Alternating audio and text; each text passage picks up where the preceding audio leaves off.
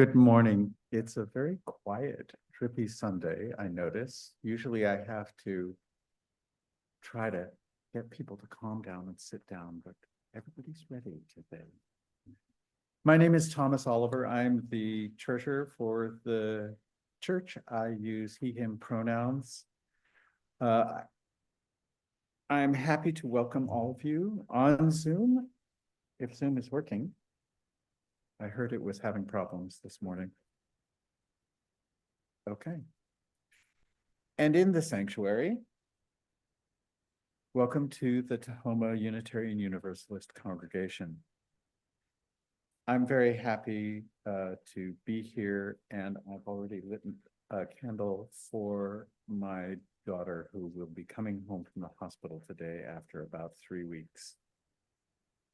So I'm very happy about that.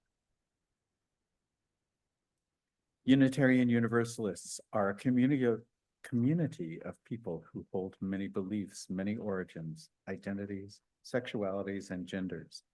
We uphold and celebrate the inherent dignity of every person, which means you are welcome here just the way you are.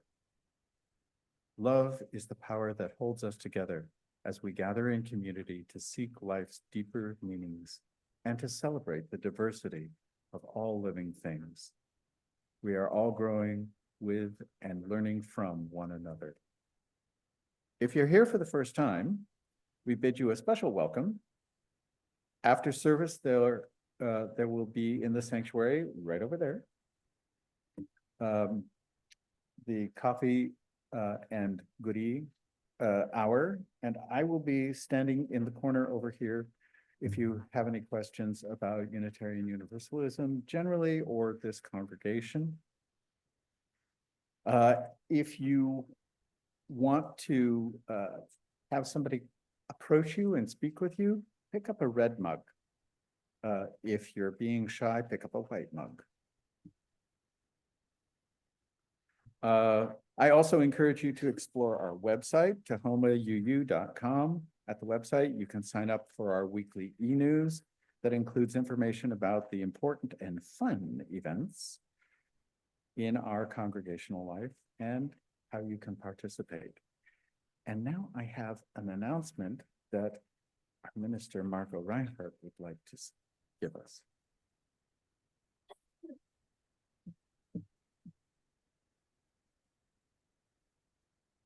Hi, I'm Margot Reinhardt. I am the minister here. I'm actually not in the pulpit today, so you'll have Melody Moberg speaking to you today because I am down in the kids program, which I like to be down there at least a couple times a year to know a little more about what our kids are doing down there and get to know their in a more relaxed atmosphere. I have two announcements actually. First, I just want to say a huge thank you, just a huge moment of gratitude for everyone who put on the Halloween carnival yesterday. Yeah. It was a huge success for the first time, or the first time in a long time. Maybe it isn't the first time, but the first time in a long time we've done this. A lot of families, some new faces. It took a lot of volunteers to put it together. So thank you to everyone that made this a fun, safe, welcoming community space yesterday. And I bet we're going to do it again next year. I bet that's going to happen. My other announcement is that next Saturday, right here upstairs, we are offering a workshop through, it's responding to the anti-trans movement, a workshop for Unitarian Universalists. So it starts at 10 in the morning. We hope to be done around 1, might go a little longer because we're going to serve a really simple lunch. So Nancy Slocum and I and the social justice team are hosting, we are using curriculum from the Transforming Hearts collection, which is a group of trans, queer, and non-binary faith leaders who hold a vision of a world in which queer and trans people could show up as fully themselves in places they call home. So there will be 3 different videos. One is kind of Trans 101. Another is vital information to counter the rapid anti-trans propaganda. And the third video is concrete actions that are needed in UU congregations to make our places a place of safety and welcome. So if you can sign up, that really helps us know how many people are going to come, because we need to plan food and some handouts and whatnot. So the paper sign up sheet will be over on that table that's up against the wall over here by the coffee. And then there's also a sign up link in the e-news. If you have last week's e-news, it's in there, and it'll be in this week as well. So signing up is hugely appreciated, because then we know what to plan for. Thank you. Thank you, Margaret.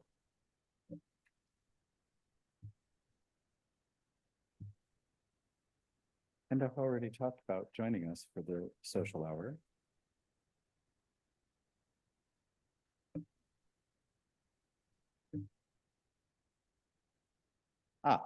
If you are someone who would benefit from a large print hymnal or a hearing assistance device, they are available in the back of the sanctuary.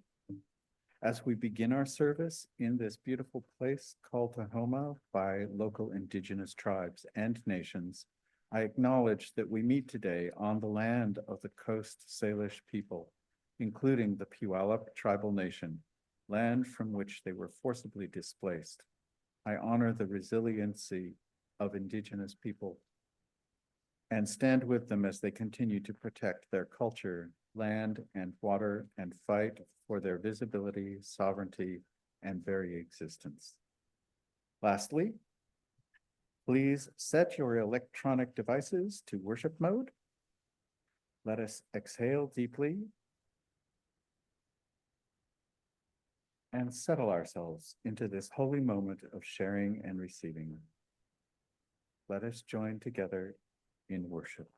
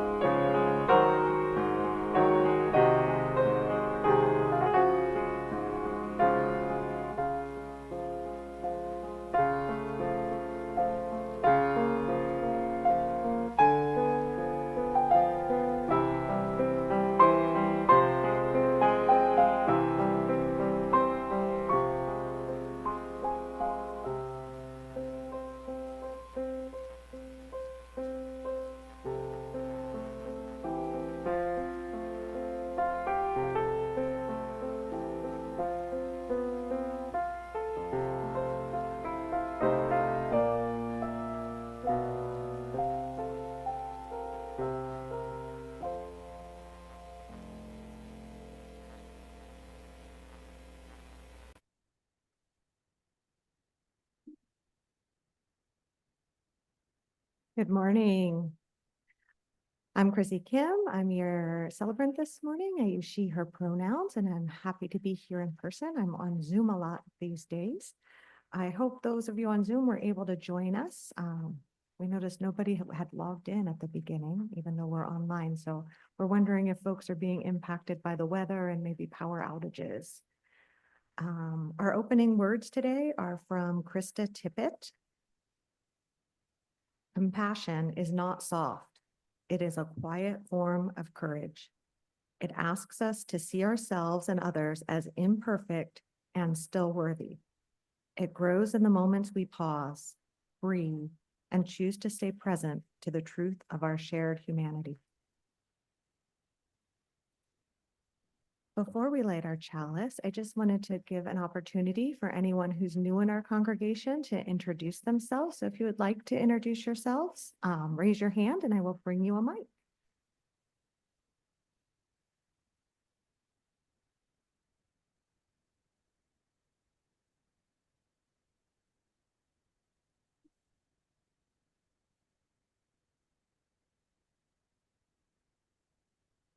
Good morning. I'm Meg Hartwell, they, them, and I'm from here in Tacoma.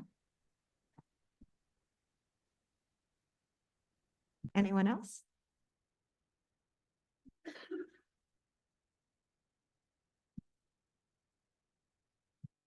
Hi, I'm Hallie. I use she, her pronouns. I just moved to the area from Georgia. Welcome. Anyone else? All right, well, yes. Hi, I am today's speaker. My name is Melody Moberg. I use she, her pronouns, and I work as a hospital chaplain, and I'm also a candidate for Unitarian Universalist Ministry. Welcome.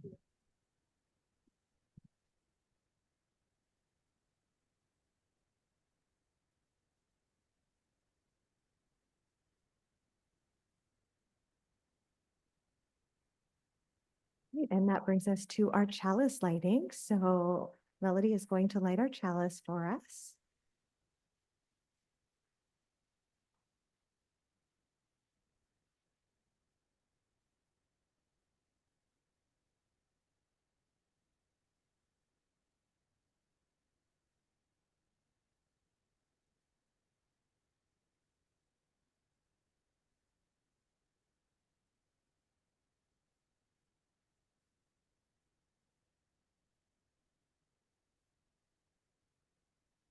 Now, if you'll please join me in the unison reading on the screen behind me.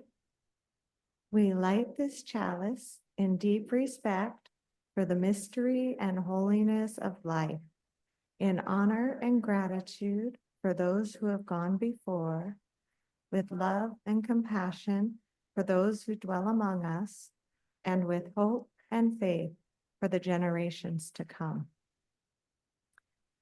And now, if you will rise in body or spirit for number 1002 in the teal hymnal, Comfort Me, and Susan Kunkel is our song leader today.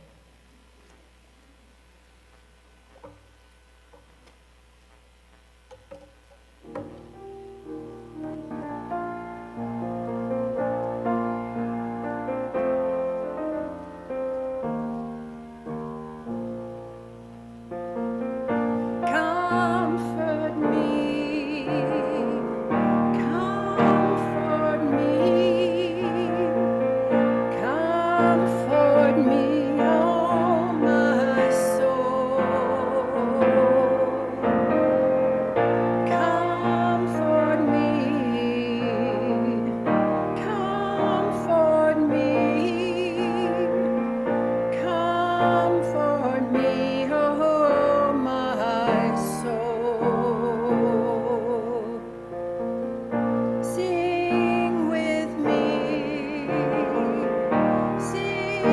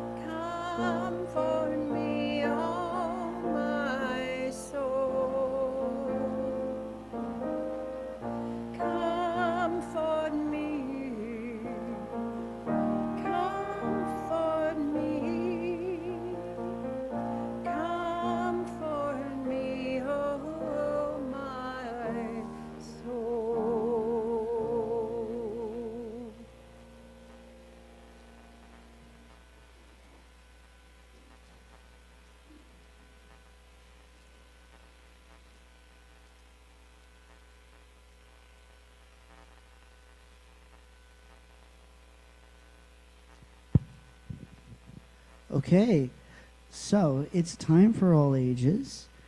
Before we sit down for the story, every week we ask for food donations of non-perishable items to give to the food bank. If you've brought some, please hold them up so the kids can come get them for you.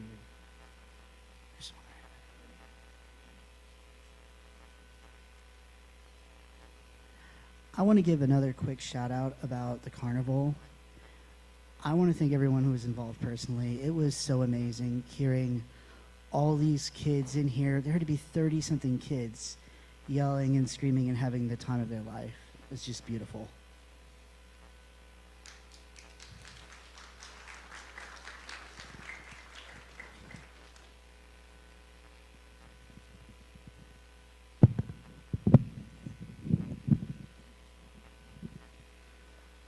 Today we're going to be reading Bonaparte Falls Apart.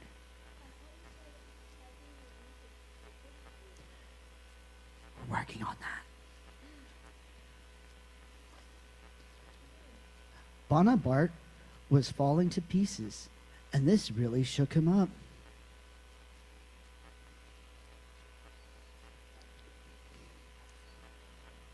Especially when he rode his bike, or played catch, or visited the doctor's office. Sometimes his bones rolled away, and it took him forever to find them.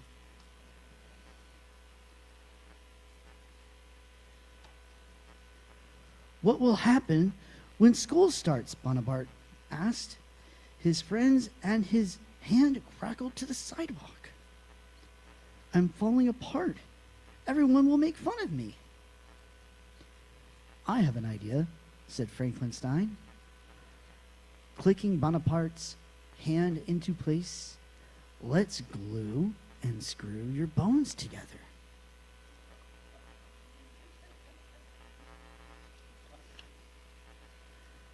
So Frankie Stein glued and screwed and glued. But when he was finished, Bonaparte couldn't move. I can't walk, he said. Frankenstein had to undo all his hard work.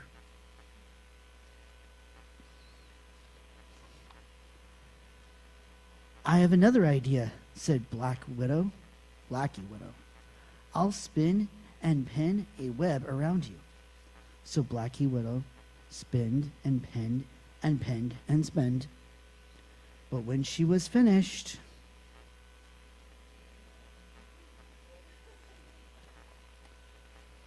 Bonaparte was all tangled up.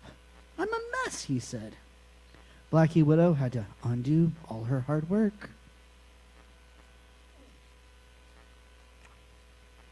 I have the best idea of all, said Mamakula. I'll wrap and strap your bones in place. So Mamakula wrapped and strapped and strapped and wrapped, but when he was finished,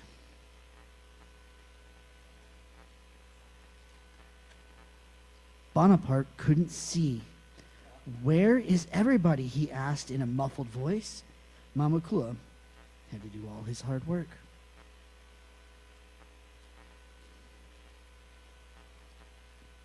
Time passed and Bonaparte was so worried about school that his head fell off. Frankie Stein picked it up and set it back in place. Before school starts, we will bone up on other ideas, he said. We will leave no bone unturned. And Blackie Widow, no bones about it, said Mamakula. But none of the ideas they came up with seemed just right. Until a dog ran by with a bone in his mouth. That bone lover would be perfect, from Bonaparte said. Mamakula. So they ran after the dog and brought him to Bonaparte. What a fetching dog, Bonaparte explained. You can teach him to retrieve your bones, said Frankenstein. Bonza, said Bonaparte. You are my bona fide friends. He named the dog Mandible, and he spent the next 2 weeks training him. When school started, Bonaparte was still a little worried about what the other kids might think, but Bonaparte was a home-running hit at recess, a jaw-dropping sensation at lunch, and a rib-tickling wonder in science class. Bonaparte could hang loose without anyone making fun of him, and this made him very happy. Clickety-clack. All right, the end.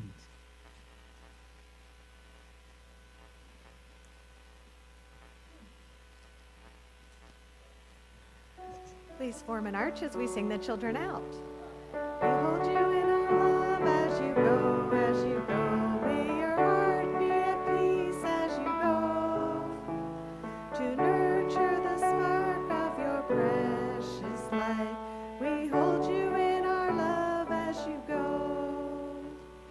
We hold you in our love as you go, as you go. May your heart be at peace as you go. To nurture the spark of your precious life, we hold you in our love as you go.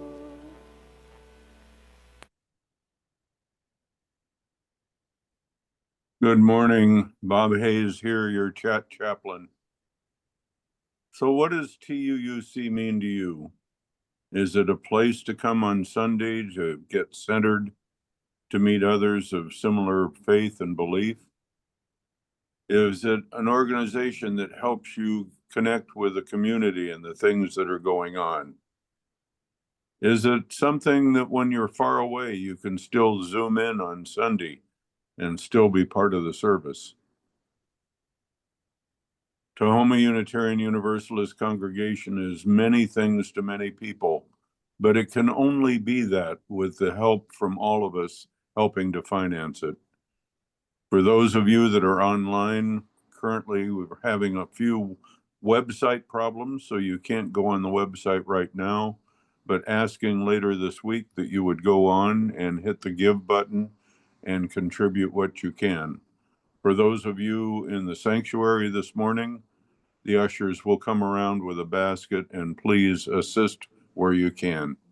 Also up front are the baskets for transgender and parking assistance. Thank you for what you give. Thank you for being part of our community, and bless you. May the ushers please come forward.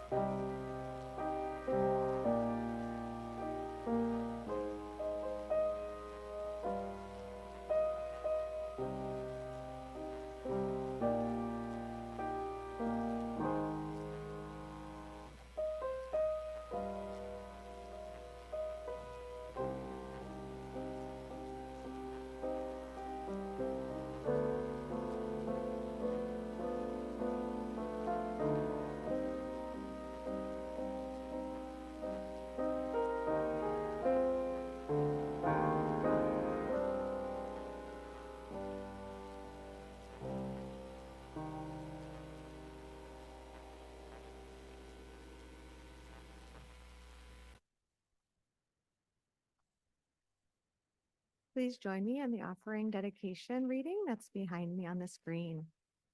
We dedicate ourselves and our offerings to the work of this congregation, weaving a tapestry of love we call community, both within and beyond these walls.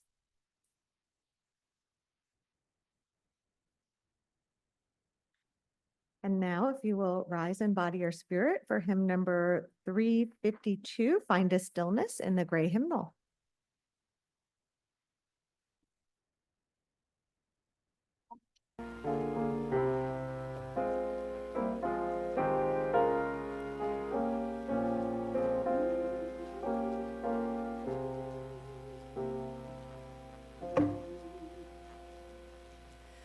Find the stillness, hold the stillness, let the stillness carry me. Find the silence, hold the silence, let the silence carry me. In the Spirit, by the Spirit, with the Spirit giving power, I will find true harmony.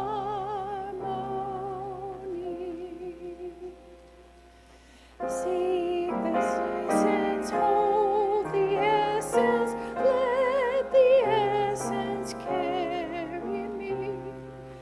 Find the flower, help me flower, watch me flower, carry me.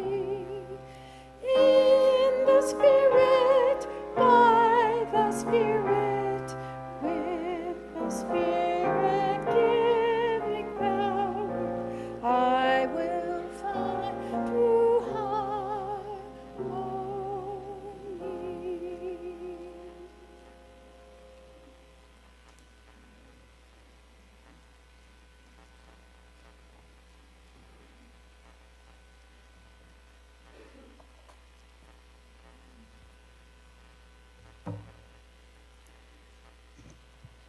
I'm offering 2 readings today. The first is by the author Dominique Browning.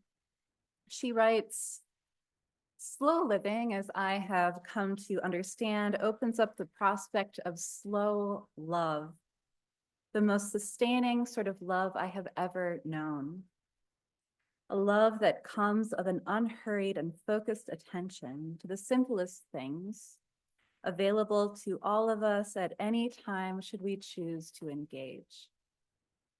Family, friendship, food, music, art, books, our bodies, our minds, our souls, and the life that blooms and buzzes all around us.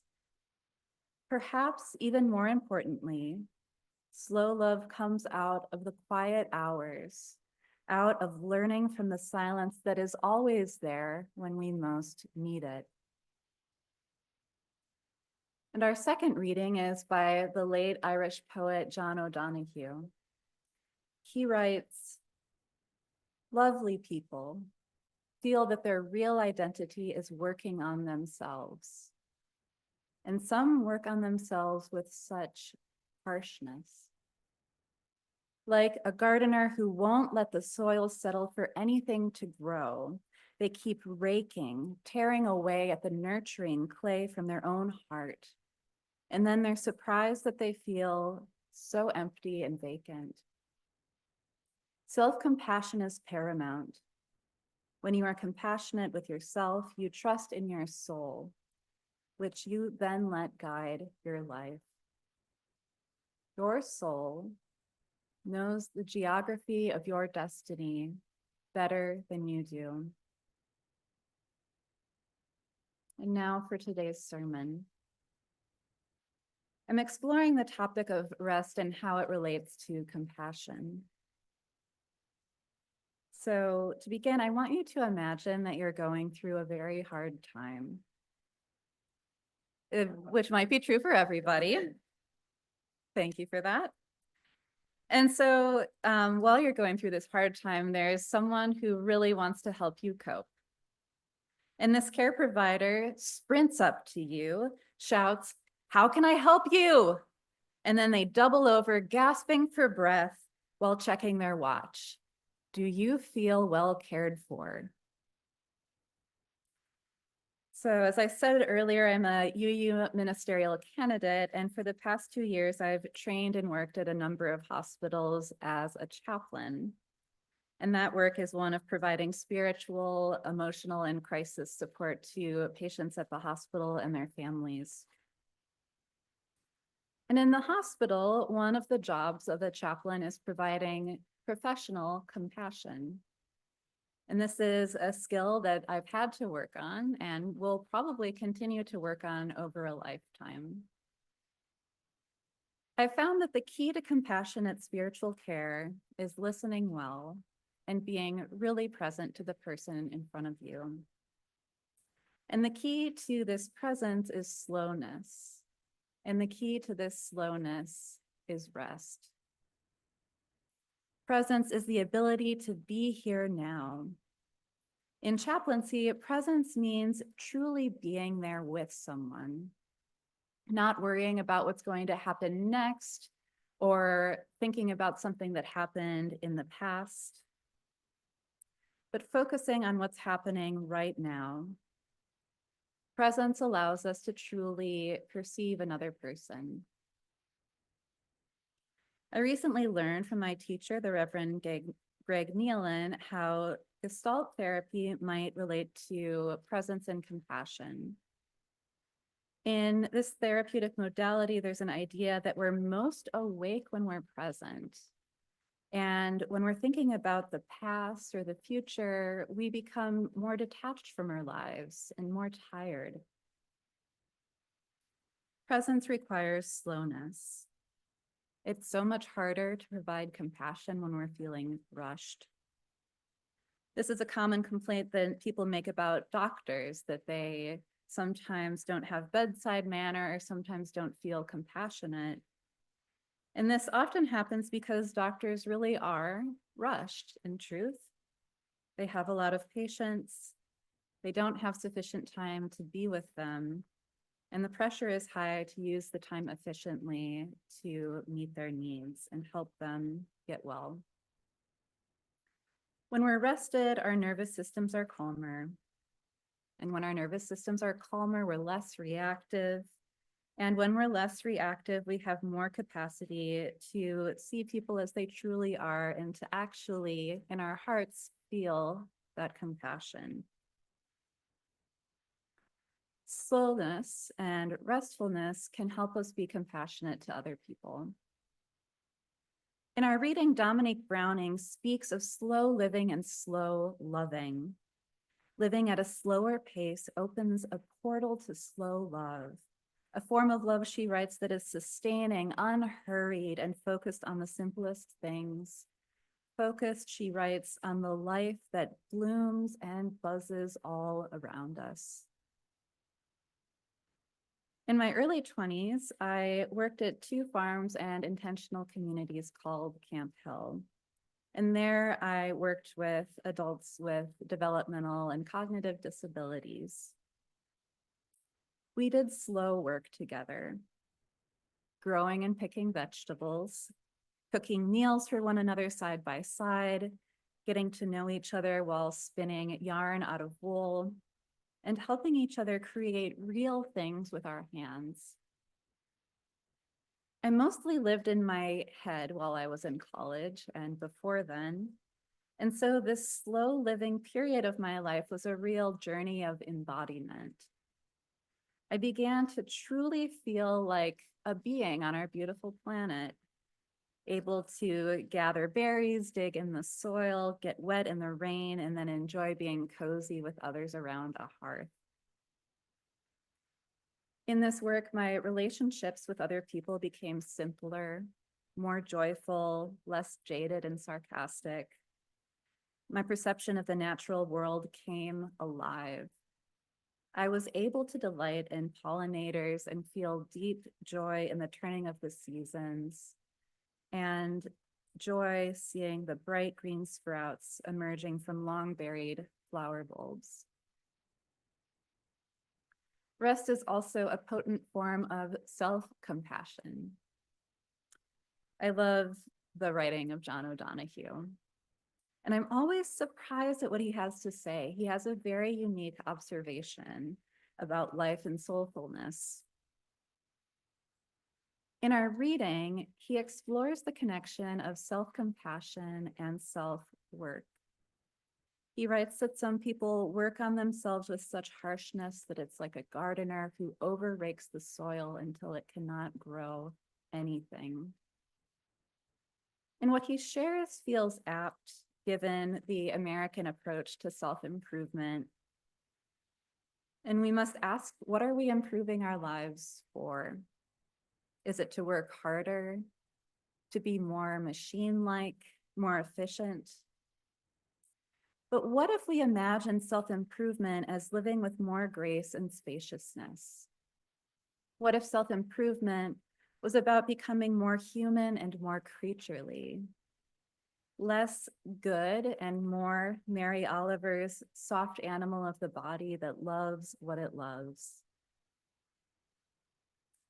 John O'Donohue concludes that compassion is trusting in your soul and letting it guide your life.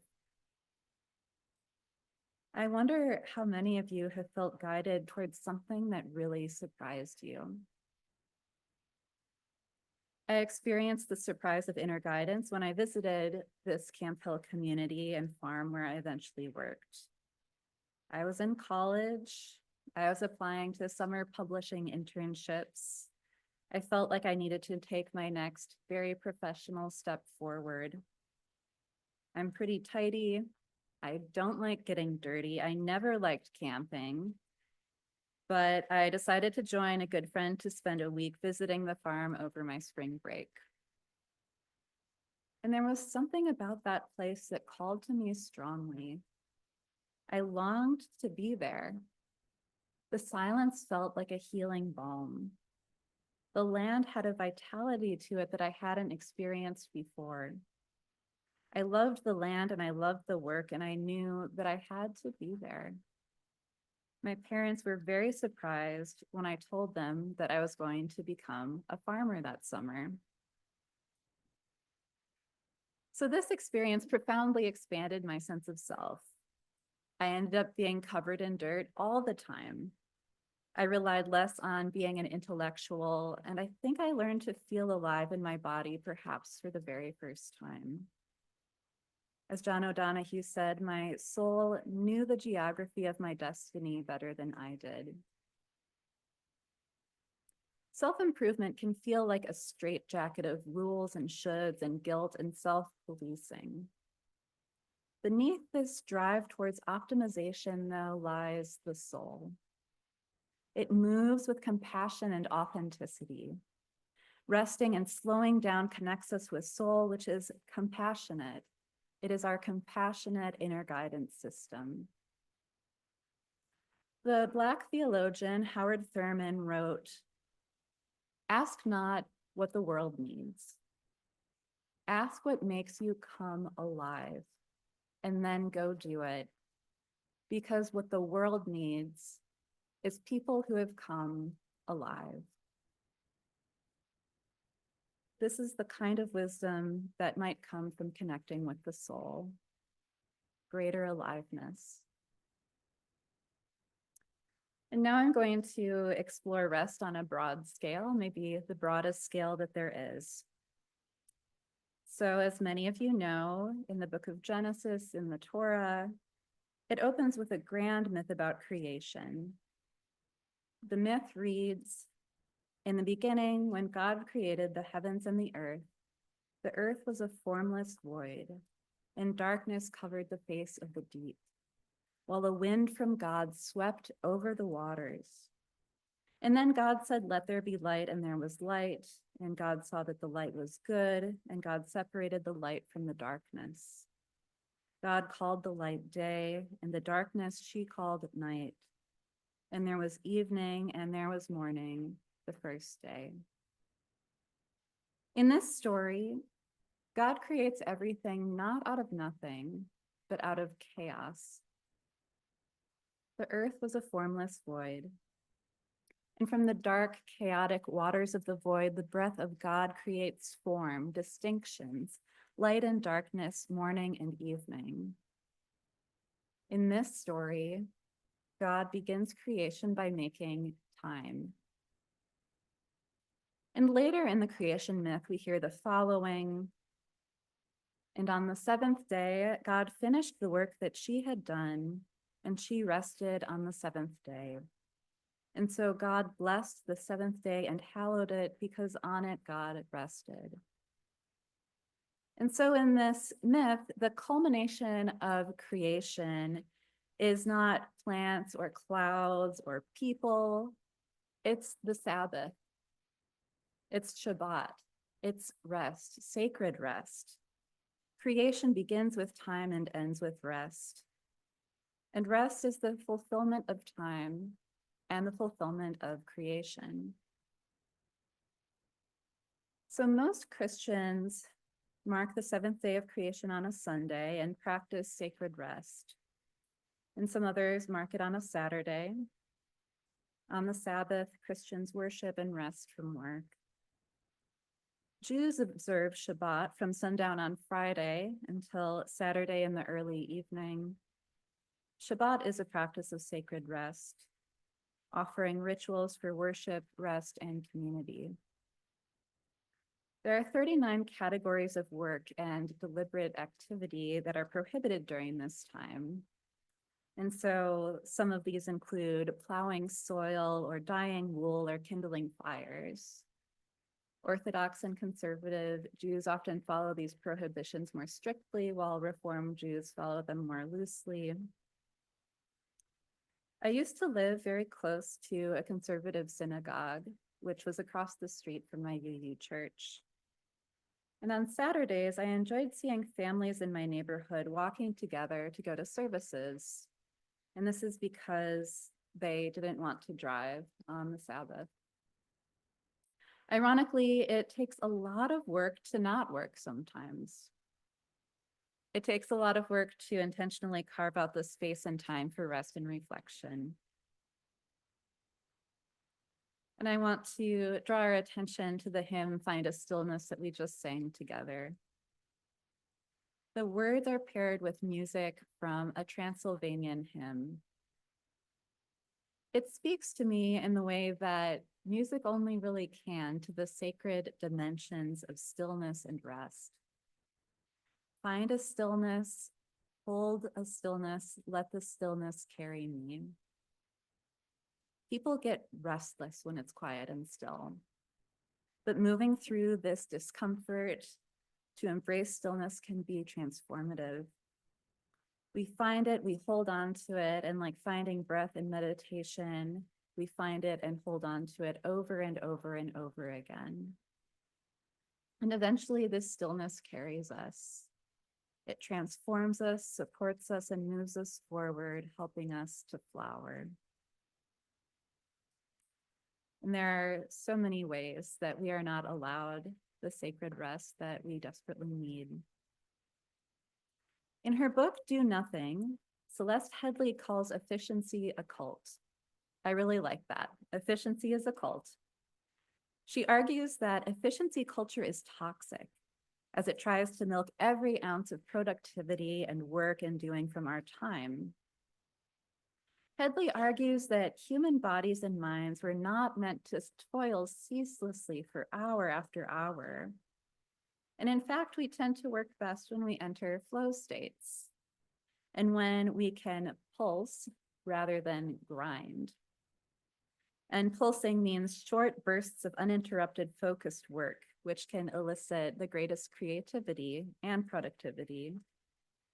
And these moments of pulse can usually only last for 30 to 90 minutes. And then our human bodies need to rest. They need to focus on something that is not work. In our chaotic world, which feels so inhumane, we need to develop resiliency, which is the capacity to survive and recover from stress and trauma. And Headley writes that resilient systems are characterized by two things. The first is diversity, and the second is redundancy. And efficiency is tasked with destroying both diversity and redundancy. The cult of efficiency eviscerates the things that allow us to be resilient. American addiction to efficiency and grind culture is a product of capitalism. In Europe and the United States, understandings of rest and time were changed forever by the Industrial Revolution. Factory jobs took the place of skilled trades jobs. Work was no longer crafting a product, but monotonous activity that was clocked by the hour. Headley writes that in the 1600s, the word punctuality meant exactness. And in the late 18th century, punctuality meant on time.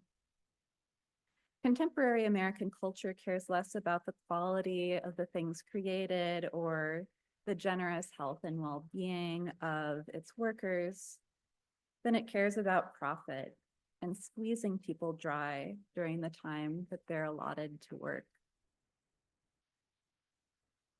Rest, it's essential to resilience. And for rest to succeed and gain purchase in our minds and lives, we need to internally push out insidious narratives that have been taught to us since birth, that we do not deserve rest, and also that other people don't deserve rest. Two contemporary voices clarify the liberatory power of rest as resistance. The first I want to highlight is the NAP ministry, and the second is disability justice. The NAP ministry is a ministry created by someone coined the NAP bishop named Tricia Hersey. It combines womanist liberation theology, social media, and performance art. Womanist theology is a form of theology that intentionally centers the voices and ideas of Black women. Hersey names sleep deprivation as a racial and social justice issue. It's countercultural to let Black women rest, and this is because of the ongoing legacy of slavery, where rest was stolen. On top of this theft of lives and rest, for centuries, white people have labeled people of color as lazy, and this lie was used to justify white supremacy again and again. The NAP ministry positions rest as resistance and rest as a portal to a different world. Hersey writes, "Rest is a portal. In this portal, liberation is waiting, but our brainwashing via white supremacy and capitalism has tricked us. We think rest is evil, frivolous, something that you have to earn. They don't want us rested because in a rested and open state, we will wake up." Disability justice explores disability and ableism from a framework of liberation. Disability justice was developed by a grassroots collective of people with intersectional identities, disabled people, chronically ill people, many of whom are people of color, many of whom are transgender and queer. And disability justice has really been instrumental in my own life. When I developed a chronic pain condition, this movement transformed my understanding of the rest that I really needed. Our whole broken systems of racism, classism, patriarchy, and so much more deny the human need for rest. So many hospital patients believe that their lives are over when they get sick and when they can't work anymore. The cult of efficiency abandons people at the margins. The cult of efficiency proclaims that disabled people have no worth, and this is tragically getting much worse in our current political climate. We must resist these death-bringing values, to fight to affirm the inherent worth and dignity of all people, at this time particularly centering disabled people, immigrants, people of color, and the transgender community. In the book Care Work, Dreaming Disability Justice, Lakshmi Piepsna Samarasena reflects on rest, the sick bed, and dream time. They write, chronic illness sucks, but oh, there is the secret bliss of bed. Bedtime means lots of dream time. I have more dream time than most 9-to-5 or movement organizers could ever dream of. It's so difficult to write both what sucks about disability, the pain, the oppression, the impairment, and the joys of this body at the same time. They write, the hard beauty of this life is built around the time I must spend resting. And they continue, the bed is the boundary crossing place of opening. Lakshmi Piepsna Samarasena offers here a vision for sacred rest as a portal to dream time. Because of their chronic illness, they're gifted access to the creative, healing, and transformative world of dreams. And this in turn shapes their life and writing. So in the beginning, God, the God of many names, created time. And on the seventh day, God created rest as the fulfillment of creation. The myth is clear that rest is sacred. Rest is a critical expression of self-compassion. Rest allows us to live from a slow, grounded place. And from this sacred space of rest, we might authentically open to moments of sacred compassion. May it be so, and blessed be. And now is our time in the service to set an intention. And so I'd like us to start with a moment of restful silence. You might softly close your eyes, take a breath, and let the stillness settle around you. Hold the stillness like you might hold something precious and delicate, like a feather.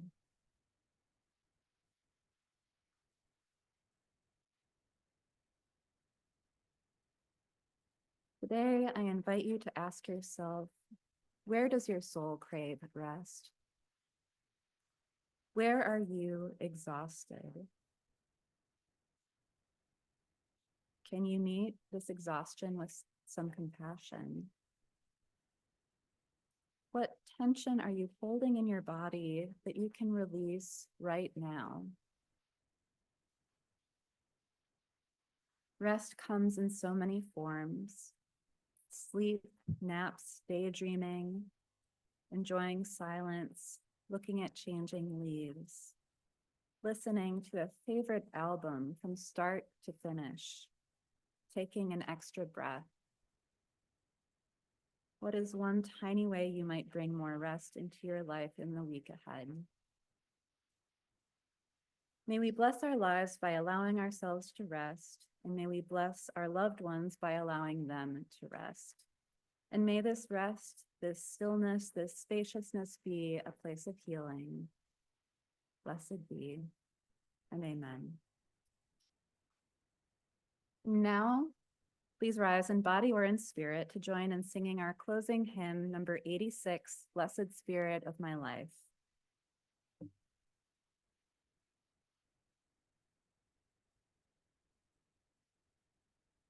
Marianne is going to play this hymn first, all the way through, and then we'll join.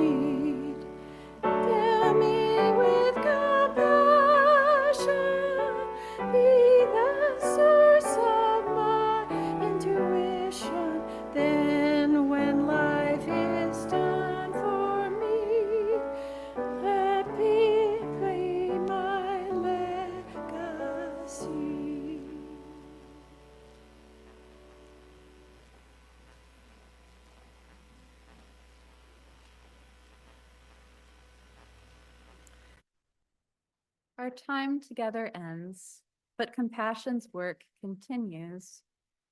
May you carry forward the courage to choose kindness over convenience, remembering that your gentle choices ripple outward, healing our broken world, one encounter at a time. This is from the Reverend Michelle Collins.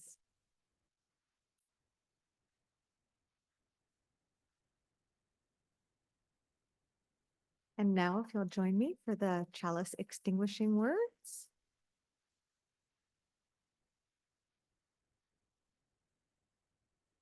Here we are. We extinguish this flame, but not the light of truth, the warmth of community, or the fire of commitment. These we carry in our hearts until we are together again.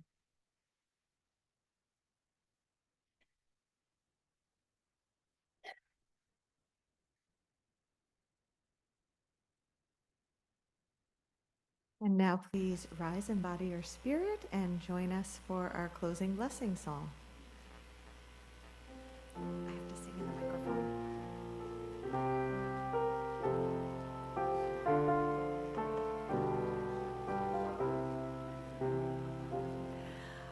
From you I receive, to you I give, together we share, and from this we live.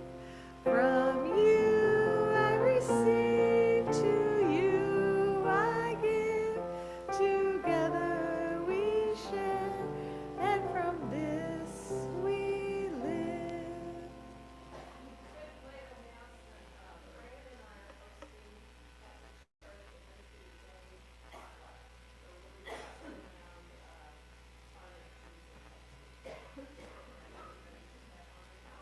So look for the Thanksgiving Day potluck sign up during coffee hour. Oh, not today. Next Sunday. Coming soon.